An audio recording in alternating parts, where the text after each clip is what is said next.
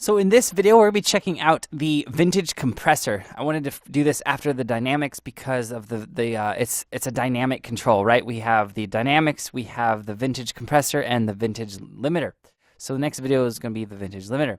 Now, this is, in my opinion, one of the best compressors I've ever used in any plugin, any DAW. It is incredible. It is, and if you have Ozone 7 Advanced, you can actually load it up on individual channels, individual presets. Like right now, I am going to throw it on my voice. So this is the channel I'm talking into. It's going to load up as an audio unit. We'll do clear and tight. It's just a great sounding plug. All right, so you can use it on, I've been using it on my drum buses constantly since I've gotten Ozone 7, and it's just a great tool. So why is it called a vintage compressor? What is its, what's it modeled after? Is it emulated after?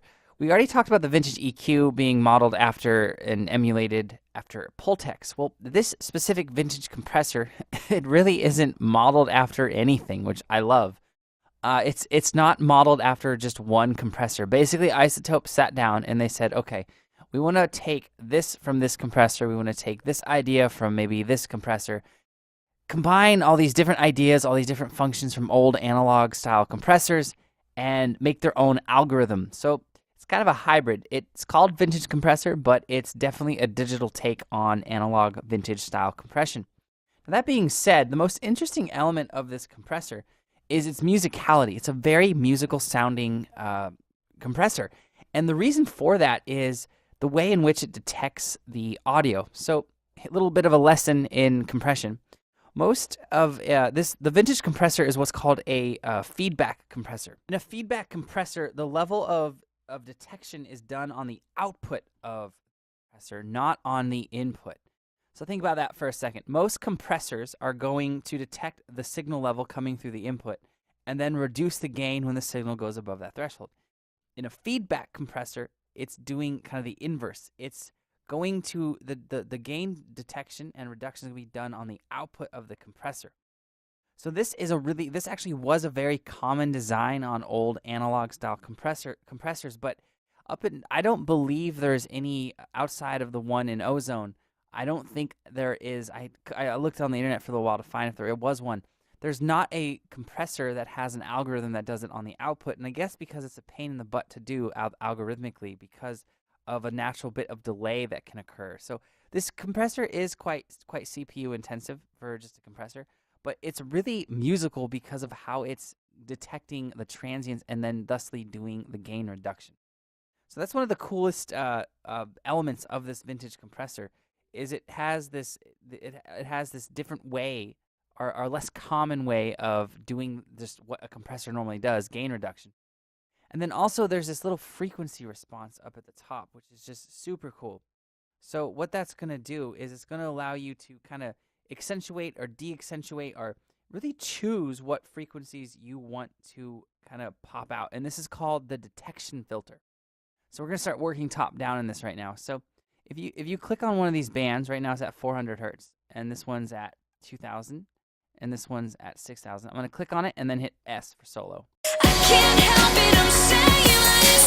Never sorry to say it. Take it or leave it, better believe I'm right where I belong.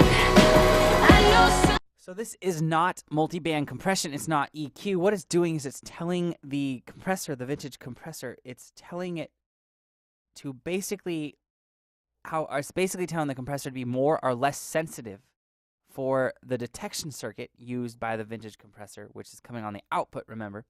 It's a feedback compressor. It's basically telling it to be more or less sensitive. So you can accentuate certain frequencies that you want to pop out of the mix. And let's say this mix is too heavy in the mid, or let's say the very low frequencies, we can kind of have a low pass filter take that out. And you can completely solo it. You can completely independently mess with these bands.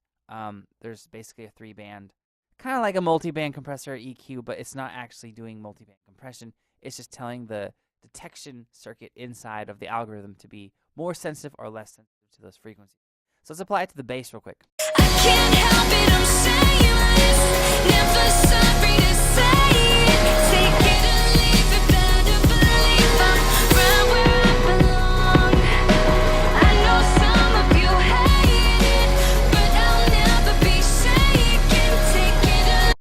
nice. So that's what that is doing.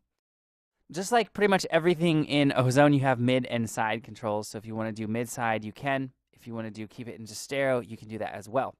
Let's talk about some of these controls. The pretty basic stuff inside of a compressor. You have a threshold, right? Which is going to, when the audio goes over that threshold, it's going to reduce the gain dependent on your ratio setting. I can't help it, I'm saying this.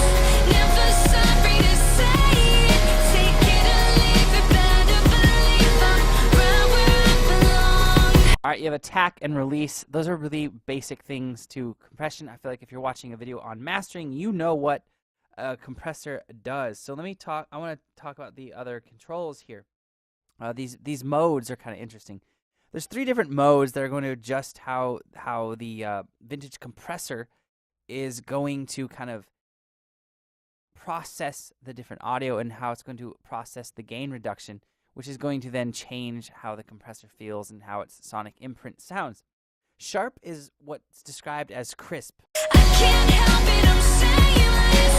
Never sorry to say it. So this kind of emphasized transients. Balanced is going to be a little bit of a blend between sharp and smooth. This is going to give just an overall enhancement to the body of the sound.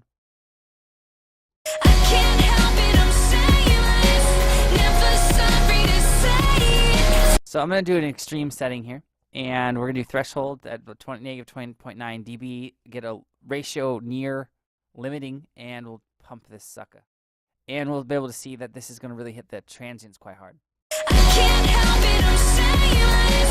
Never sorry to say it. Take it or leave it. Better believe I'm right where I belong. So you can hear how there's a bunch of nasty, crappy digital clipping when it's on sharp. I can't help it, I'm saying this.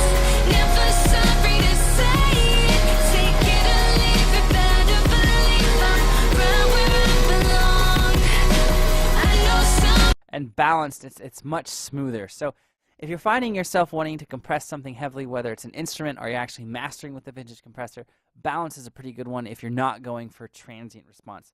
Smooth is going to smooth out the transients. So I can't help it, I'm saying this. Never sorry to say it.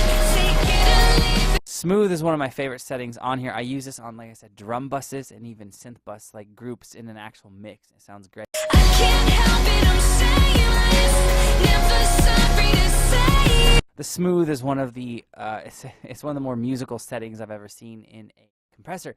The next you have gain and then an auto gain, which is going to be auto gain reduction or makeup gain. So pretty simple stuff outside of that, outside of how it's set up and how it's actually detecting the audio and then thusly reducing the gain. It's a pretty basic compressor, but sounds great. All right, guys, I'll see you in the next video.